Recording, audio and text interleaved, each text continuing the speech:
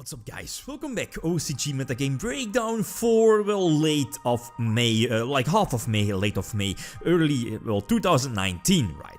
Let's take a look. A couple of things caught my attention, couple of big tournaments and qualifiers back in the OCG YCS as well, so let's take a look, right? A couple of different things caught my attention since my last video of the OCG Metagame, I believe 3 weeks ago. So let's take a look again. All the sources will be in the video description like always. Road of the King, ready for dual card launch or store, etc. So again, let's take a look. The first tournament here we have YCS Osaka 2019.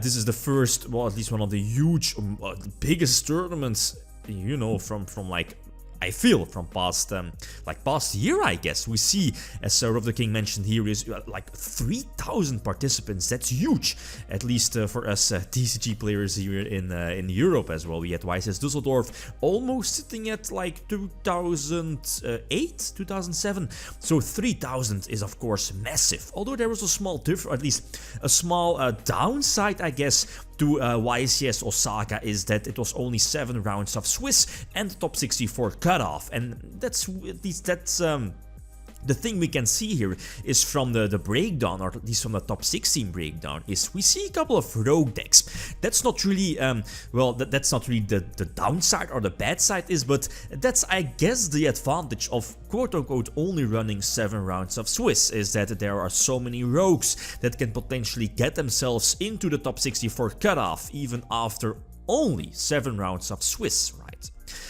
Anyway, so as you see here in the breakdown, it was eventually Subterror, again, one of those rogue decks that eventually won this huge YCS, and second was Alter, guys, and then, you know, the standard Salmon Great Sky Strikers, etc, etc. A couple of lists, a couple of special lists, but I'll come back to that in a couple of moments. So first of all, we have Subterrors, of course, nothing too spectacular, I guess, superb with no Mystic Mind though, but it's running the main deck, Necro Valley. That's always interesting with double metaverse, and also like the, I believe it's called Crackdown Manhunt, you know, that quote-unquote snatch steal card. It's really a snatch steal if you can put that particular monster face down on your side of the field as well.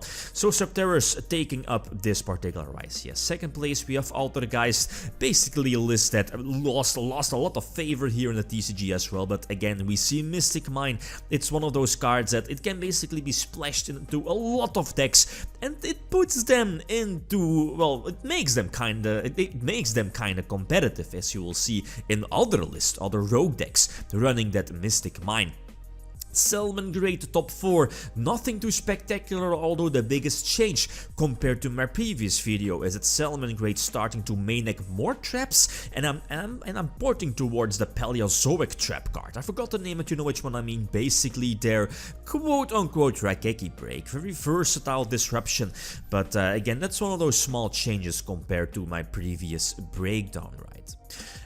This one, Zephyrus, well, again, nothing too special, I guess, nothing too different, you know, it's basically Danglong Turbo, if you see here again in the extra deck. Rip Danglong, sadly still not possible here for us TCG players. We see Kandora, XD Kandora, FTK still live in the OCG even after the Red Eyes Darkness Metal Dragon ban, but you know, we see a lot of splashable engines. It feels like Plant Linkro, you know, like a couple of formats ago, Plant, yeah, like a lot of splashable engines leading to, you know, extra linking your opponent. But here, the FTK featuring Gandora as well. Can I say it's interesting, but, well, it's an FTK, it's an FTK, right? A couple of Orkest lists, yeah, again, nothing too spectacular. Scrap Recycle is of course a huge popular card in the OCG, sending something like Chat Synchron from your deck to the graveyard. It's basically an Armageddonite, right? They hit Armageddonite, but yeah, Scrap Recycler, and let's not forget Needle Fiber. Legal in the OCG, it just makes this particular card much better, of course. Yeah, then of course, so some extra Sky Strikers, and this list caught my attention. We have the next Zodiac, I mean Magical Musketeers, Magical Musket. It's really one of my favorite decks, right? One of my favorite archetypes. But yeah, especially with our new Link monster, it's a superb Link monster. Gives you a lot of pluses, or potentially can give you a lot of pluses, but it's so vulnerable to you know, to their normal summon and to disruption. But again, it's a very fun deck to play with, right? Magical Musketeers. And last but not least, we also have the Luna Lights, but it's also one of those decks that eventually faded away, right? But still very, very interesting. The second qualifier was held again the same weekend as the YCS in Osaka. But I think, yeah, they did the same weekend, but only, let me double check, yep, 144 participants, and eventually the tournament was won by Phantom Knight Orkest. Again, nothing too spectacular, but a couple of lists here again caught my attention. This particular Orkest list, first place, of course, I mean, it's Orkest, right? Running 42 cards in the main deck, no dangers, but as you know, Trickstars in the OCG. It's basically, again, something that we have spoken about in this video earlier. Plant Link Row, spam your Nightmare Link monster to the field, and then go for your Orkest engine, your small Orkest engine, and well, that carries you to victory, I guess. The Instant Fusion for 1000 Ice Restrict or Millennium Ice, but again, basically giving you the extra, the second monster needed to open up your Nightmare Link and Orkest Link shenanigans. Yes, Salmon, great second place, again running a little, well, more traps than the standard and the usual standard with Crackdown, again the Solemn Strike as well in the main deck. Again, nothing too spectacular, I guess. This one again caught my attention. We see Pendulum Magicians, has been a while, but then I was like, alright, they still have Astrograph Sorcerer, one can dream, and I believe Chronograph Sorcerer is put to 1 in the OCG, although I'm not sure about this. I think so. Otherwise, you know, you can definitely expect them slapping the Chronograph at 3 in their main deck. The Buku, I believe the name is definitely very solid. The Go for Naturia Beast. 41 cards in main deck. Pendulum Magicians, again, that nostalgia. A couple of Salmon great lists, nothing too spectacular, right?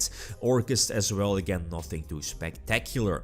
Let's go to the second, at least to another qualifier. You know how this works, right? We have the Asia Championship coming up within the next couple of weeks. It's a small tournament, but it's a very prestigious tournament. Only, like, I believe the first place of every qualifier is allowed to participate, and I believe only the first place, or is it first and second place of the eventual Asia Championship will, you know, will eventually go to Worlds.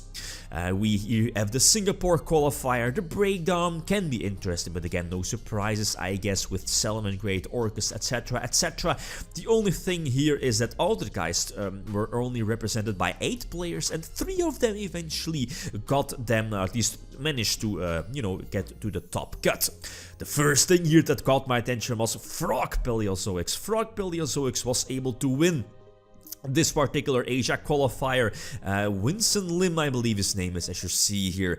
60 cards, right? Even though this list is not running Grass Looks Greener. 60 cards featuring Mystic Mine as well. Again, it's like one of those cards that Konami created. It can be slapped into pretty much every deck. It puts your somewhat rogue deck, at least it gives them, you know, something competitive, I guess, if that makes sense. The Lilith here in the main deck, of course, evenly matched as well, but 60 cards Paleozoics, and also the Inspector Border in the extra deck. Second place, again, Salmon Great, running a lot of trap cards, as I mentioned before. Mystic Mindburn, again, it's nothing special anymore. Also something we've discussed a couple of weeks ago in the OCG Metagame breakdown. Orkest as well, again, nothing too spectacular. Here, yeah, indeed, Magical Muskets, another one with double super polymerization in the main deck, but again, that Link monster gives them a nice boost, but again, the deck still suffers and has a little bit too many weaknesses. The most recent metagame breakdown covers most of these past tournaments, so briefly a brief look here. Again, not too many changes compared to my previous video, with both Salmon Great and Orkest leading, like switching places, I guess. And then Thunders, yeah, we see Endymions as well, a lot of road decks, Sky Strikers as well, Subterrors also. But again, the biggest thing here is the new thing with Salmon Greats is that they started running more traps. This particular build also making a huge amount of traps like Crackdown, Manhunt, right, and then that Paleozoic trap as well. But as Road of the King mentioned, is that it can cannot be like the standard to go to Salmon Drake build because of Red Reboot. Orkest are main-decking Red Reboot, and you know, Orkest 1/2 card combos leading into the OTK are a huge board of full negation. So that's Orkest, right? And that's the list you see here. Something special here is Emergency Teleport is also one of those cards that I think is at 2 in the OCG, but of course at 1 I think in the TCG. It's not running the, what is it called, the you know, the I forgot its name, the Assault Mode engine. It's not here because of Emergency Teleport, but this particular list ran Dr. Frankenderp again.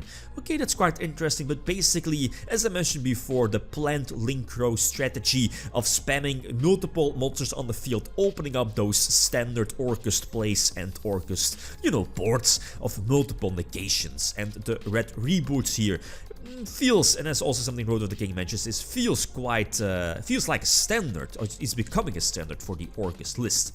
Thunder Dragons again, nothing too spectacular, I guess. Thunder Dragons, no dangers, as you know, because of the OCG. A couple of other lists, we see DDDs, again, very interesting, right? 60 card, by the way, and finally we see the Nobleman of, the new Nobleman here in the main deck. It's basically another copy of Called by the Graves, so running 6 Called by the Graves here in the main deck. Double Snow, and yeah, like one of each hand trap due to the new Nobleman. So DDD's a very interesting list, a very hard deck to play with, again, so many decision trees, but it's one of those deck sets, again, it's very interesting, but I feel hard to play. We see Orkest Burning Abyss is also a deck that I previously mentioned in my most recent OCG Metagame breakdown. Again, basically Orkest featuring, featuring Burning Abyss, I guess. And this last one, again, also caught my attention from the YCS, and that also Raidraptors. Also, you know, they got a very solid Link monster. The Link Raidraptor feels like a little bit of needle fiber, but it's also running the Mystic Mine, right? Slapping your Mystic Mine into your quote-unquote road deck, it will put them or give you more, at least it makes your deck much more competitive, it feels. Raidraptor, very interesting list, right? But yeah, Mystic Mine. That's basically it. Okay, guys, thanks for watching, and feel free to leave a comment or a like if you enjoyed the video. Lithium signing out. Peace.